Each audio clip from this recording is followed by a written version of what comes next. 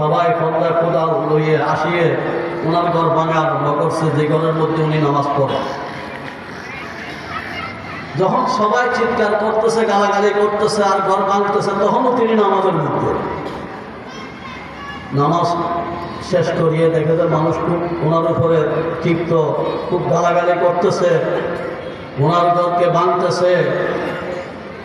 উনি বলে যে কী হয়েছে, আপনারা আমার ঘর কেন ভাঙেন, আমার কেন গালাগালি করেন? তো মানুষ বলে যে আপনি এখানে বুজুর্গি দেখাচ্ছে যে এটা আপনার যার সন্তান।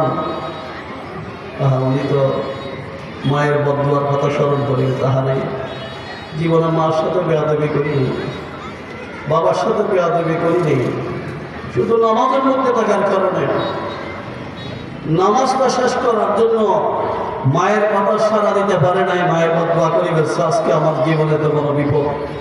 তখন তিনি হাত ধরে আল্লাহর কাছে দোয়া করছে, রব্বুল আলামিন জীবনে মার সাথে কোনোদিন বেয়াদবি করিনি, আমার মতো দুনিয়াতে চলে গেছে, ইন্তেকাল হয়ে গেছে, নইলে আজকে মাকে তাই আমি মাপ চাইতাম। হ্যাঁ আল্লাহ, আমি তো নামাজে ছিলাম, আপনার ইবাদত করছিলাম, মায়ের সাথে বেয়াদবি করি নাই, মায়ের কথাকে অবহেলা করিয়ে শুনি না, যে এমন না, আপনি আমাকে কুতুরিতে একটু বাঁচান।